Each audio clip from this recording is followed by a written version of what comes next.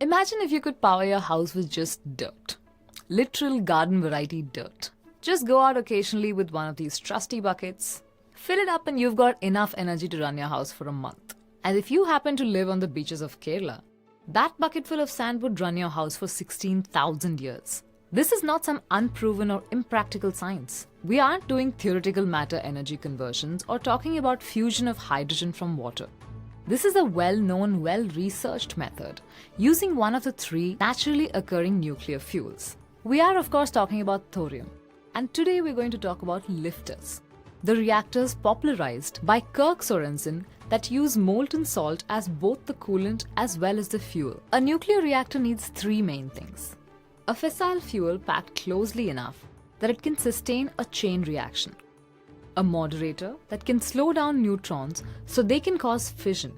And finally, a coolant that can take the heat generated from fission to some place where it can generate electricity. Most of the nuclear reactors we have today use solid uranium oxide pellets. One of the problems that you run into is that natural uranium comes as a mixture of 0.7% uranium-235 and 99.3 uranium-238.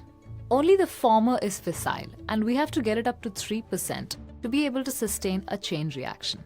Now, you can't separate these out based on their chemical properties, since they're isotopes of the same element. Your only recourse is to use the difference in their weights to separate them using centrifuges.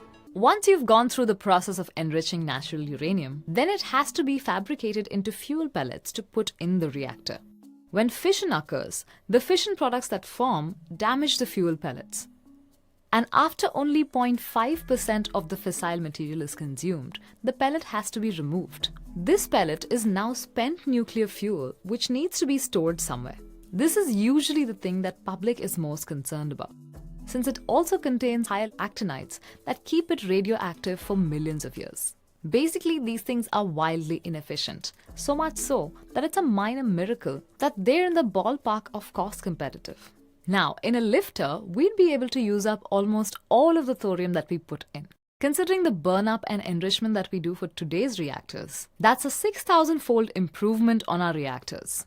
The key is that in a molten state, we can continuously remove the fission products that build up and cycle the purified fuel back into the core. It's far easier to do chemistry with liquids and solids, which is why chemistry labs are full of solutions and reagents and not pellets. Now consider the 6,000-fold increase in efficiency and couple it with the fact that thorium is 3 times as abundant as uranium. And you start getting the full picture. Thorium could be our forever fuel, powering civilization from now till our sun begins to die. Okay, so the working of a lifter is pretty straightforward. A quick glance at these diagrams and tables should tell you all you need to know. No? Okay, let's see if we can make it a little easier to understand by unhealthily hyper-focusing on just one thing. The journey of a thorium atom inside a lifter. It starts out in the blanket, dissolved in the molten salt, in the form of a tetrafluoride, meaning with 4 fluorine atoms. The blanket where it resides is subject to neutron flux coming from the reactor core. The thorium atom will absorb a neutron to become thorium-233.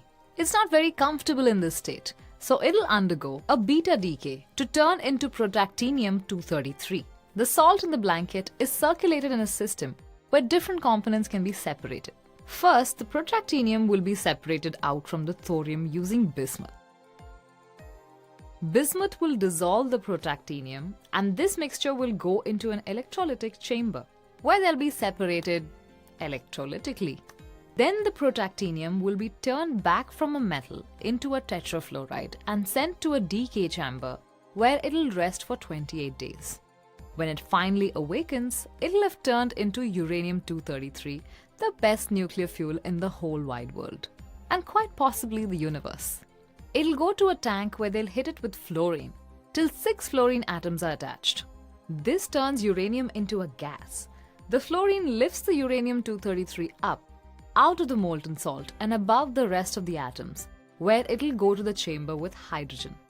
Hydrogen, being a really strong reducer, will take away the 2 extra fluorine atoms, and the uranium will turn back into a liquid and get dropped into the reactor core. Here, it'll undergo fission when hit with a neutron, producing energy as well as 2 neutrons. One neutron will continue the chain reaction and the second one will go inside the blanket to start this process all over again. Now let's go back into the core for a second. Our friend the thorium atom is in the final stages of its journey. It has now assumed the form of fission products that are zooming away from each other near the speed of light. Some of their fission products have a bad tendency to absorb neutrons, meaning that fewer neutrons are available for continuing the chain reaction and breeding new fuel.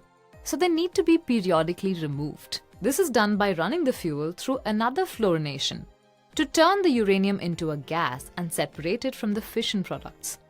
The fluorides of the fission products are then reacted with lithium and removed. The uranium is converted to a tetrafluoride with the same method we saw earlier, and we are left with clean, pristine uranium-233 in the core with a low level of fission products. Because of this, the reactor can be refueled while it's running. The only constraint on how long this can continuously work is how long the materials will last. Because the molten salt can stay liquid at temperatures as high as 1000 degrees Celsius, you don't need the extremely high pressures that are needed to keep water liquid beyond 100 degrees Celsius. Most reactors in use today use water at 350 degrees Celsius as coolant, and thus everything built around it need to withstand these extreme pressures. And pressure is what spreads nuclear material everywhere in case of an accident. The fact that lifters operate at atmospheric pressure means that there's no chance of an explosion. But what about a meltdown? Simple. The fuel is already in a molten state. To quote noted nuclear expert H.P. Lovecraft, that which is dead may never die. But say the chain reaction gets out of control and the fuel starts heating beyond what is safe. Good news here too. This salt has a negative temperature coefficient of reactivity. If it heats up, the salt expands. The distance between the atoms increases, making it less likely that a neutron will hit anything. As the number of fissions decreases, the temperature goes back down.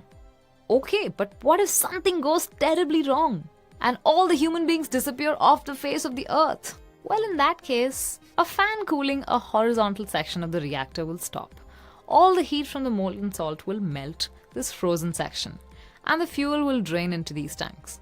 Since there's no moderator here to slow down the neutrons, the fission will stop, and the decay heat from the fission products will slowly fade away.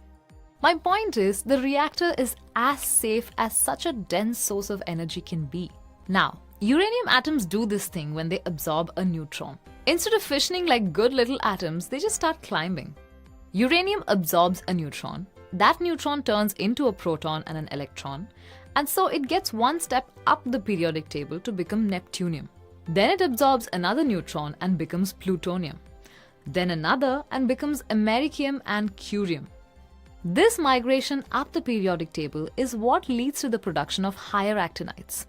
And by the end of a fuel cycle, you're left with several hundred kilograms of these. These higher actinides are what cause spent nuclear fuel to remain radioactive for millions of years. Now, it's true that it would be safe if they were buried in the ground, but no one's willing to take on a contract for several million years. Maybe the Scientologists could do it. They're the kings of multi-million-year contracts. But Sira, instead of bringing back dead memes, you should be trying to tell people that this waste isn't all that dangerous. Well, no waste can be a huge selling point when it comes to convincing people that nuclear energy is the way to go. And here's where lifters come in. Thorium starts a little lower down, and 90% of uranium-233 undergoes fission. Only 10% remains to climb up to uranium-235. Most of it will undergo fission here, leaving only a vanishingly small amount to get to the higher actinides. Considering that long-lived waste has always been one of the main arguments against nuclear power, this is a big point in favor of lifters. No video about world-changing technology is complete without a look at the obstacles they face. The first here is tritium. Tritium is formed from lithium when it's hit by a neutron. If you remember the fusion video, ITER actually plans to use a lithium blanket to breed tritium as fuel. Tritium is radioactive, so you don't want it leaking out. Even though it is weakly radioactive, no regulator will allow it. Kirk plans to address this by using a supercritical carbon dioxide cycle to produce electricity. With a steam turbine, you'd have hydrogen molecules from the water that would make tritium hard to separate. With a carbon dioxide cycle, the only hydrogen there will be tritium, so they can separate it. This has the added benefit of requiring much smaller sizes than steam turbines, as well as giving higher efficiencies up to 45%. Now, this isn't a mature or commercially available technology, but there's no reason why it shouldn't work. The other main issue is testing all the components and processes to see if they can withstand the high temperatures and radiation inside the reactor. A material called Hastelloy N should be able to do so. But until they build and test one of these things, they won't know. The good thing is that something like this has been done in the past. Oak Ridge National Lab built and operated a molten salt reactor back in the 60s for 5 years. Over 20,000 hours of operation with no major issues. Modern lifters will need to last a lot longer, but at least this is an indication that the basic principles are sound.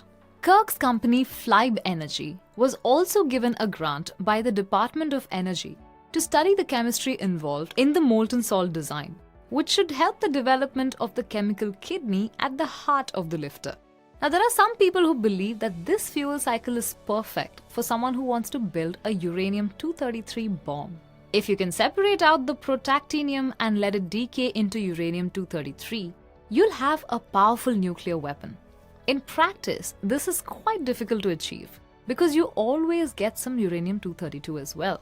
This emits high-frequency gamma rays, which make it impossible to put it near any kind of precision electronics required for a bomb.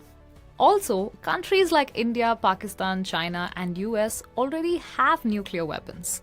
We don't need clandestine programs to produce them. So this isn't really a major issue. Often, I'm quite surprised about how many people watch the videos on batteries, nuclear power, and energy in general. After all, for most of us, cheaper electricity wouldn't change things much. It's not like our computers will become faster or our smartphones will get superpowers. And I tried to come up with an explanation for that. I think what excites us most about these technologies is the foreseeable end of the fossil fuel era. A massive part of mankind's history is entering its sunset, and a new dawn beckons. Cars that don't pollute, industries that run on process heat and electricity, enough spare energy to clean up our rivers, make enough clean drinking water to bankrupt Nestle, and maybe even enough to cool down the planet to the level we want. Thorium offers all of that and much more.